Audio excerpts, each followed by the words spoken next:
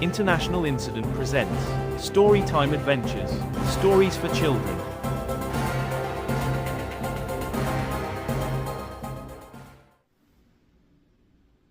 Today's book is called Little Purple Tractor, written by Erin Guendelsberger, illustrated by Annelouise Mahoney.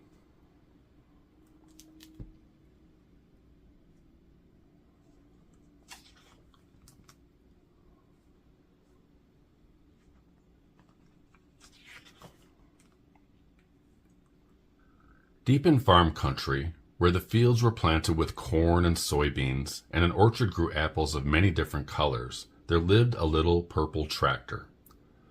Purple Tractor had a comfortable home and loving parents, but he was unhappy. "Mom," Purple Tractor said at the end of a particularly long day, "it happened again." "Oh, my darling," said his mother, "please tell me about it." So he did.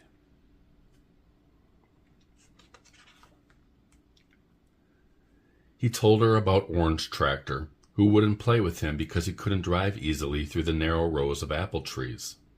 "Sorry, Purple Tractor," said Orange. "Your tires are too thick. No way can you make it in the orchard." He told her about Red Tractor, who made fun of him because he was so small. "What can you even do?" asked Red. "You have no business in the fields." He told her about Blue Tractor, who wouldn't even speak to him because he couldn't haul anything. And it wasn't just other tractors being unkind that bothered Purple Tractor. His parents didn't truly understand him either. When they talked about the jobs they did on the farm, Purple Tractor had little to say, because there was very little he could do. All the jobs he might have done were given to bigger and better tractors. He didn't feel useful. He didn't feel wanted. "I'll never fit in," Purple Tractor said. "You must not give up," said his mother. "You must keep trying," said his father. "Just do your very best," said his mother and father. But Purple Tractor worried his best would never be good enough.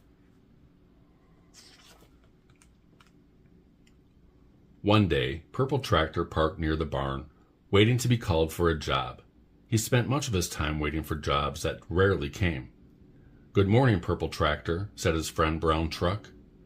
Brown Truck had been at the farm longer than any of the other trucks or tractors, and told wonderful stories of how things used to be. "What's wrong, little buddy?" asked Brown Truck. Purple Tractor wasn't sure how to tell Brown Truck what he felt, like he was small, useless, and out of place. "Oh, I'm just bored," said Purple Tractor. "I wish there was a job for me." Brown Truck looked Purple Tractor up and down. "Seems to me that the problem isn't with you," he said. "The problem is that we don't have the right kind of work here on the farm to put your skills to use." "What do you mean?" asked Purple Tractor. "I mean you need a new kind of job," said Brown Truck, "and I think I know just what would suit you."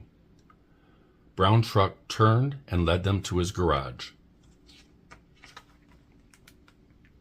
"There you are," said Brown Truck, nodding towards a stack of magazines on the work table. The top magazine had a picture like Purple Tractor had never seen before. It was tractors and equipment, but they looked different from what he saw on the farm every day. They were mostly yellow in color and had buckets and shovels, just like him. "What are those?" asked Purple Tractor. "Construction vehicles," said Brown Truck. "My nephew works in construction, and I think you would be a perfect fit there." Purple Tractor's engine revved up just a little. Was there work that he would be good at? Was there a place where he could be useful? He had to know more. The little Purple Tractor asked questions, and the old Brown Truck answered them. By the end of the conversation, they had a plan. With his parents' permission, Purple Tractor would visit Brown Truck's nephew at a construction site to see what there was to see.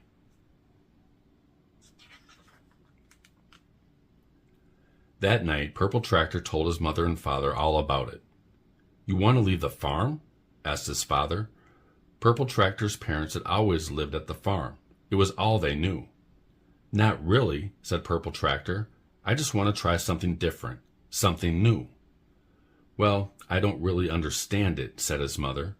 "But if you think it will make you happy, you should do it." "I agree," said his father. "Try it for a day and let's see." And so, the next weekend, Purple Tractor traveled to a construction site in the city with Brown Truck. As soon as he drove onto the site, something shifted within him. At the farm, he always felt out of place, but here at the construction site, he felt right away as though he fit in. Purple Tractor met bulldozers and learned about how they could push large piles of dirt and rocks. He met backhoe loaders and heard how they could dig holes and break up asphalt. He met excavators and saw them at work, lifting and shoveling, digging and demolishing. Purple Tractor even got to help dig part of a trench. That evening at home, when he told his parents all about all he had seen and done, he felt excited and happy. His heart was full of hope, and his head was full of plans. He began to imagine for the first time a different kind of life, a life away from the farm. The next day in the fields, though, Red Tractor rolled up to Purple Tractor in a huff. "What's this I hear about you trying construction?" he asked. "Everybody knows farm work is the most important work a tractor can do." And later, near the orchard, Orange Tractor said, "What were you doing away from the farm this weekend? Are you too good for us now?" Everyone else seemed to avoid him. He wanted to talk about his adventure with someone, but at midday he found himself at the fuel station all alone. Purple Tractor's heart, which had felt so big and buoyant yesterday, now felt small again. Was he wrong to wish for something different? Brown Truck pulled in beside him to fuel up. "How was the construction site?" he asked. "It was wonderful," said Purple Tractor, "but I'm not sure I'll go back." "Well, why not?" asked Brown Truck. Purple Tractor told him about how the other farm tractors had acted that day. "That's the way it is with folks," said Brown Truck. "When they don't understand something, they make fun of it, or attack it, or avoid it. It used to be the same for me. Did you know I started in construction and then moved to the farm?" Purple Tractor did not know this. "You do what feels right for you," Brown Truck said, "and you won't go wrong." Purple Tractor only hoped he was right. The little Purple Tractor did go back to the construction site the next weekend. He simply couldn't stay away. He went the weekend after that, too, and the one after that. The more he visited, the more he learned. The more he learned, the more he wanted to visit.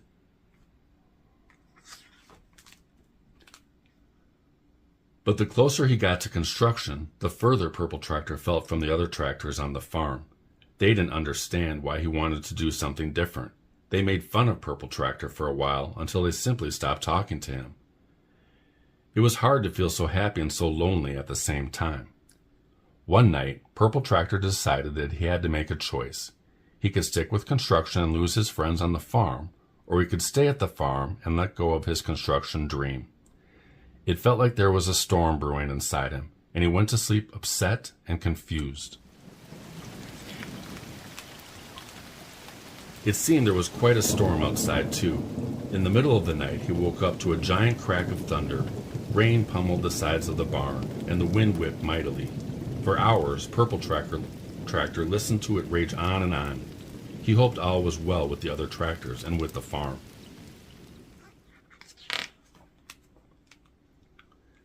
In the morning, when he rolled out of the barn, though, he saw that all was not well. There were tree branches everywhere.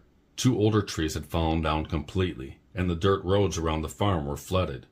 "We need help," said Purple Tractor's father, "but the roads are blocked. No vehicles can get in or out." "What will we do?" asked his mother. Purple Tractor surveyed the farm, the fallen trees, the flooded roads. He thought about everything he'd learned at the construction site, and he realized he could help. "I know what to do," said the little Purple Tractor. Immediately he set to work. He used his bucket to clean up branches. He used his shovel to clear rocks and mud. He showed the other tractors how they could help with the cleanup too. They all worked together, with Purple Tractor taking the lead. Soon the trees were cleaned up and the roads were clear once again. Everyone was amazed by all Purple Tractor knew, and they told him so. Orange Tractor said, "Wow, we wouldn't have known what to do without you." Red Tractor said, "I guess you're okay after all." Even Blue Tractor said, "Thanks, Purple." For once, Purple Tractor felt useful. He felt wanted. He felt as though he fit in. Brown Truck pulled up beside him. "I guess you saved the day," he said, smiling. "Things might feel a little different around here from now on."